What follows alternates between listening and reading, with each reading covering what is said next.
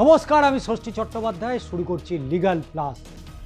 আজকে লিগাল প্লাসে এমন কিছু বিষয় নিয়ে আলোচনা করব যা আপনাকে অবশ্যই নতুন কিছু জানার এবং শেখার সুযোগ করে দেবে। এই রকম পরিস্থিতি হলে আপনি কিভাবে এগোতে পারবেন, কারণ ভারতীয় সংবিধানের article 149 of the constitution of India অনুচ্ছেদ 149 হলো একটি অত্যন্ত গুরুত্বপূর্ণ বিধান, যা দেশের আর্থিক শৃঙ্খলা, স্বচ্ছতা এবং জবাবদিহিতা বজায় রাখতে মুখ্য ভূমিকা পালন করে। এই অনুচ্ছেদের মধ্যেই মূলত ক্যাগের দায়িত্ব অর্থাৎ ক্ষমতা এবং কার্যবিধি নির্ধারণ করা হয়েছে।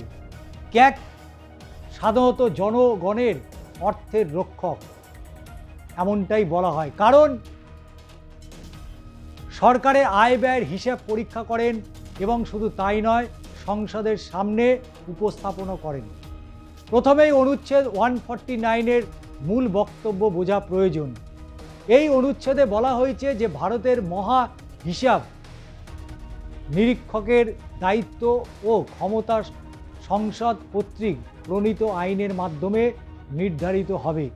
অর্থাৎ সংবিধান একটি কাঠামো প্রদান করেছে, কিন্তু বিস্তারিত ক্ষমতা ও কাজের পরিধি নির্ধারণের দায়িত্ব দেওয়া হয়েছে আইনসভাকে।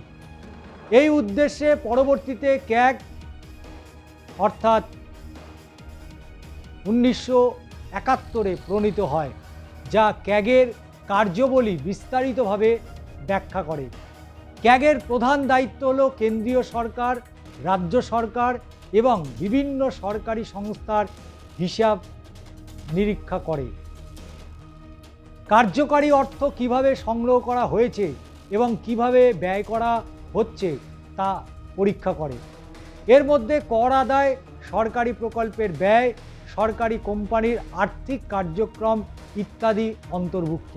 এই নিরীক্ষার মাধ্যমেই নিশ্চিত করেন যে সরকারি অর্থ আইনসম্মত ও যথাযথভাবে ব্যবহার করা হয়েছে কিনা। অনুচ্ছেদ 149-এর একটি গুরুত্বপূর্ণ দিক হলো এর মাধ্যমে ক্যাগকে একটি স্বাধীন সাংবিধানিক প্রতিষ্ঠান হিসাবে প্রতিষ্ঠিত করে। যদিও এই অনুচ্ছেদ সরাসরি স্বাধীনতার কথা উল্লেখ করে না, তবে এটি এমন একটি কাঠামো তৈরি করে যেখানে ক্যাগ সংসদের কাছে দায়বদ্ধ থাকে, সরকারের কাছে নয়। এর ফলে নিরপেক্ষভাবে কাজ করতে এবং সরকারের বিরুদ্ধে প্রয়োজন হলে সমালোচনামূলক রিপোর্ট প্রদান করতে পারে। এই স্বাধীনতা গণতান্ত্রিক ব্যবস্থার জন্য অত্যন্ত গুরুত্বপূর্ণ, কারণ এটি ক্ষমতার অপব্যবহারের পাশাপাশি রোধে সহায়তা করে। ক্যাগের নিরীক্ষা প্রতিবেদন রাষ্ট্রপতি বা রাজ্যপালের মাধ্যমে সংসদ বা রাজ্য বিধানসভায় পেশ করা হয়।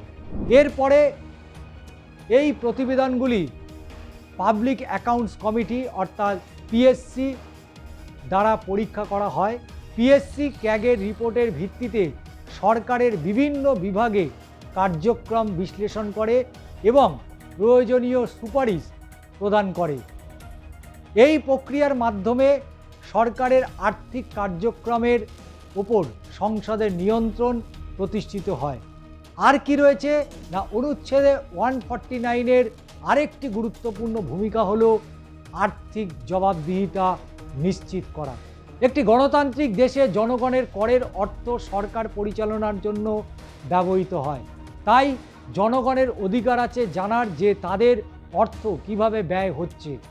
ক্যাগের পরীক্ষা নিরীক্ষা এই স্বচ্ছতা নিশ্চিত করে এবং জনগণের আস্থা বজায় রাখতে সাহায্য করে। যদি কোনো অনিয়ম, দুর্নীতি বা অপচয় ঘটে, তাহলে ক্যাগ তা নিশ্চিত করে এবং সংশ্লিষ্ট কর্তৃপক্ষকে সতর্ক করে। এছাড়া ক্যাগ শুধুমাত্র হিসাবের সঠিকতা যাচাই করে না, বরং কর্মদক্ষতা নিরীক্ষাও পরিচালনা করে। এর মাধ্যমে পরীক্ষা করেন যে কোনো সরকারি প্রকল্প বা কর্মসূচি তার লক্ষ্য অনুযায়ী কার্যকর হচ্ছে কিনা। উদাহরণস্বরূপ বলা যেতে পারে কোনো উন্নয়ন প্রকল্পে বরাদ্দকৃত অর্থ সঠিকভাবে ব্যবহার হয়েছে কিনা এবং সেই প্রকল্প থেকে প্রত্যাশিত ফলাফল পাওয়া গেছে কিনা, এই বিষয়গুলিও ক্যাগ বিশ্লেষণ করে থাকে। অনুচ্ছেদ 149-এ আর কি বলা রয়েছে না, এর আরও গুরুত্ব আছে। গুরুত্ব আরও বাড়ে যখন আমরা দেখি যে এটি দুর্নীতি প্রতিরোধে কিভাবে সহায়তা করে। ক্যাগের নিরীক্ষা রিপোর্ট অনেক সময় বড় বড় কেলেঙ্কারি উন্মোচন করেছে। এই রিপোর্টগুলি জনমত তৈরি করে এবং শুধু তাই নয়, সরকারের ওপর চাপ সৃষ্টি করে যাতে তারা সংশোধনমূলক ব্যবস্থা গ্রহণ করতে পারে। ফলে প্রশাসনিক স্বচ্ছতা বৃদ্ধি পায় এবং শুধু তাই নয়, সুশাসন প্রতিষ্ঠিত হয়। তবে অনুচ্ছেদ 149-এর কার্যকারিতা অনেকাংশে নির্ভর করে ক্যাগের স্বাধীনতা, দক্ষতা এবং নিরপেক্ষতার উপর।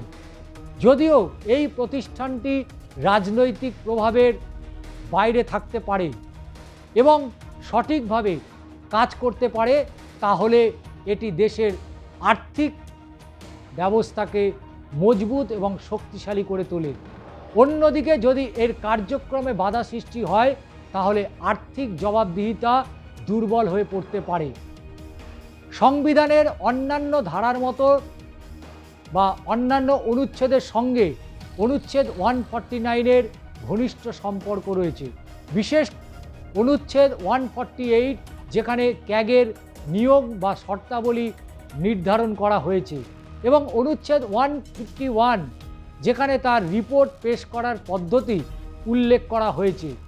এই অনুচ্ছেদগুলির সম্মিলিত প্রয়োগের মাধ্যমে একটি শক্তিশালী নিরীক্ষা ব্যবস্থা গড়ে উঠেছে, যা ভারতের গণতন্ত্রকে আরও সুদৃঢ় করেছে। সর্বশেষ যেটা বলা যেতে পারে যে অনুচ্ছেদ 149 শুধুমাত্র একটি আইনি বিধান নয়, বরং এটি দেশের আর্থিক শৃঙ্খলার মেরুদণ্ড।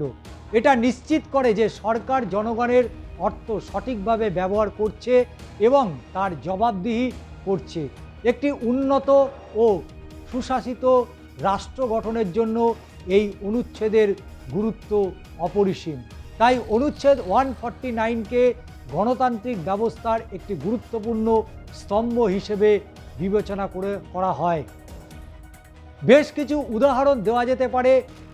এই 149-এ অনেক মামলা হয়েছে, যার মধ্যে উল্লেখযোগ্য মামলাগুলো অবশ্যই আমরা তুলে ধরব।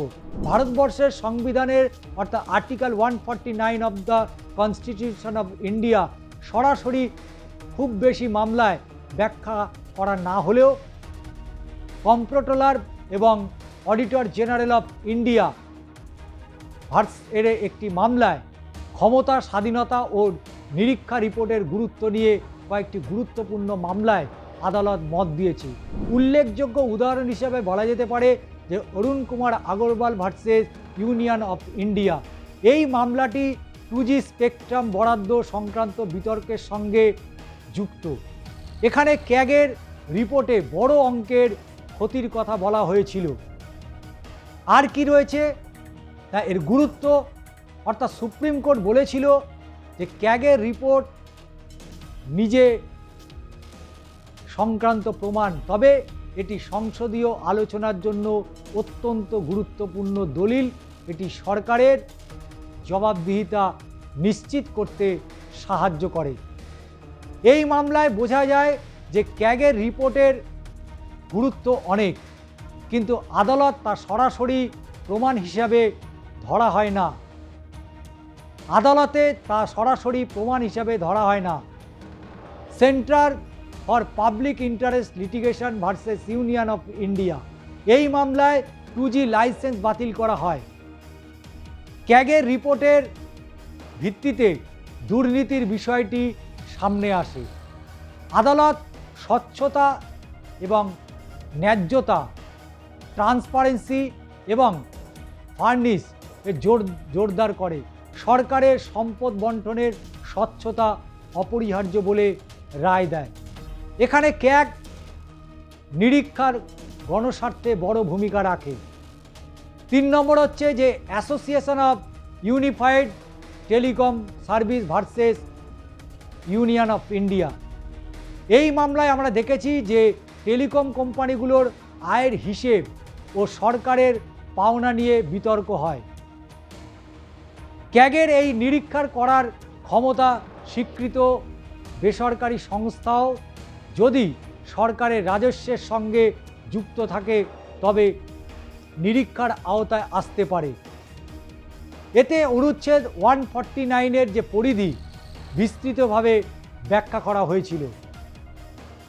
Common causes versus Union of India, এই মামলাটা কি না কয়লা ব্লক বরাদ্দ সংক্রান্ত এই মামলাও অত্যন্ত গুরুত্বপূর্ণ ভূমিকা পালন করেছিল। ক্যাগের যে রিপোর্ট, সেই রিপোর্টে অনিয়ম ধরা পড়ে। সুপ্রিম কোর্ট অনেক কয়লা ব্লক বরাদ্দ বাতিল করে দেয়। প্রাকৃতিক সম্পদ বন্টনে স্বচ্ছতা যা জনস্বার্থকে অগ্রাধিকার দেয়।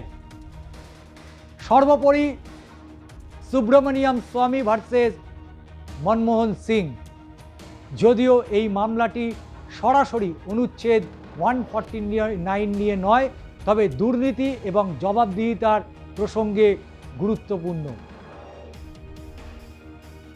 সরকারি সিদ্ধান্তের জবাবদিহি নিশ্চিত করার উপর জোর ক্যাগের মতো সংস্থা রিপোর্টে দুর্নীতি উন্মোচনে সহায়ক।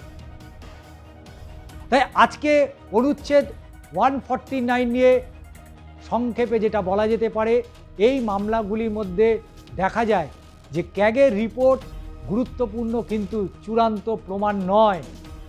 এটি সংসদীয় নিয়ন্ত্রণ জনস্বার্থ রক্ষায় বড় ভূমিকা রাখে।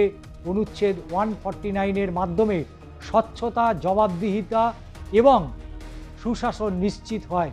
অর্থাৎ অনুচ্ছেদ 149 শুধু তাত্ত্বিক নয়, বাস্তব ক্ষেত্রেও বহু গুরুত্বপূর্ণ রায়ে এর প্রভাব দেখা যায়। আজকের লিগ্যাল প্লাস আপনাদের কেমন লাগলো অবশ্যই জানাতে ভুলবেন না। সাবস্ক্রাইব করুন চ্যানেলটিকে এবং আপনাদের মতামত অবশ্যই জানাবেন।